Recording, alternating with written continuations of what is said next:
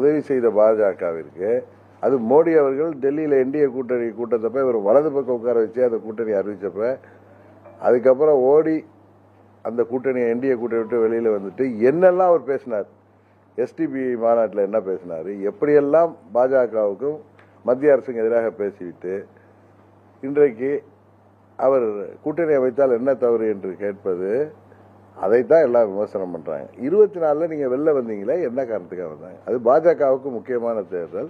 நீங்க அவர்களோட நன்றியோட இருப்பேன், அவர்களுக்கு நன்றியாக இருக்கிறேன் நான் இன்றைக்கு சொல்றீங்க. உங்க ஆட்சியை காப்பாற்றி கொடுத்தவங்க 4.5 வருஷம் சொல்ற பழனிசாமி அவர்களுக்கு முக்கியமான தேர்தல் நேரத்தில் மோடி அவர்கள் மீண்டும் பிரதமராகணும்னு சொல்லி பாஜக தேசிய ஜனநாயக கூட்டணி அமைத்து இந்தியா முழுவதும் போட்டியிடுகிற நேரத்தில் தமிழ்நாட்டில் ஏற்கனவே அந்த கூட்டணியிலிருந்து பல லாபங்களை அறிவித்த பழனிசாமி, கட்சியை காப்பாற்றி கொண்ட பழனிசாமி எதற்காக வெளியேறினார்?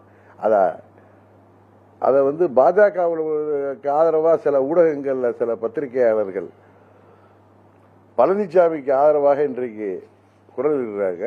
அவங்க அந்த நேரத்தில் என்ன தூக்கிட்டு இருந்தாங்களா, இல்லை பழனிசாமி இன்றைக்கு அந்த கூட்டணியை பற்றி என்ன தவறுன்னு கேட்கறது காரணம், கூட்டணி அமைப்பது ஒரு கட்சியோட அமைப்பது தவறு இல்லை. ஏற்கனவே கூட்டணியை விட்டு பாஜகவுக்கு முக்கியமான தேர்தலான பாராளுமன்ற தேர்தல் அப்ப எதுக்கு வெளில ஓடியாந்தீங்க? வந்து என்னெல்லாம் பாஜகவுக்கு எதிராக பேசினீர்கள், பாஜக ஆட்சிக்கு வரக்கூடாது என்று என்னெல்லாம் பேசினீர்கள். இப்பயும் சொல்ற பழனிசாமி நண்பகத்தன்மையற்றவர், துரோகத்தை தவிர அவருக்கு வேற எதுவும் தெரியாது.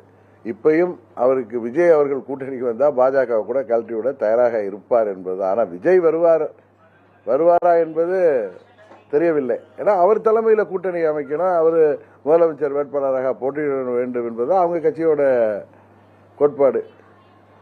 திரை உலகத்தில் இவ்வளவு உச்சபட்ச நடிகராக இருந்து நிறைய ஏர்னிங்ஸ்லாம் பெற்றுக்கொண்டிருந்த விஜய் அவர்கள் இன்றைக்கு கட்சி ஆரம்பிக்கிறாரு அப்படின்னா, பழனிசாமியை முதலமைச்சர் ஆக்குவதற்காக அவர் கட்சி ஆரம்பித்திருக்கிறாரா? அந்த தொண்டர்கள் அதை ஏற்றுக்கொள்வார்களா? இல்ல விஜய் தான் இவரோட கூட்டணிக்கு பழனிசாமி முதலமைச்சராக தூக்கி பிடிப்பாரா? நடக்காத ஒன்றை இவர் இன்றைக்கு வெளியில அவங்க தொண்டர்களை தக்க வச்சுக்கிறதுக்கும் இன்றைக்கு அந்த கூட்டணி பலவீனமாயிட்டு இருக்கு. அது பாஜகவும் யோசிக்க வேண்டிய விஷயம். பழனிசாமி என்றைக்கு ஏப்ரல் 12 கூட்டணிக்கு வந்தாரோ அவர்கள் கடினமாக கஷ்டப்பட்டு அம்மாவின் தொண்டர்கள்லாம் ஒரு அணியில வரணுங்கிறதுக்காக டெல்லியில் உள்ள முக்கிய தலைவர்கள் செய்தாலும் பழனிசாமி தலைமையில், அது பழனிசாமி முதலமைச்சர் வேட்பாளராக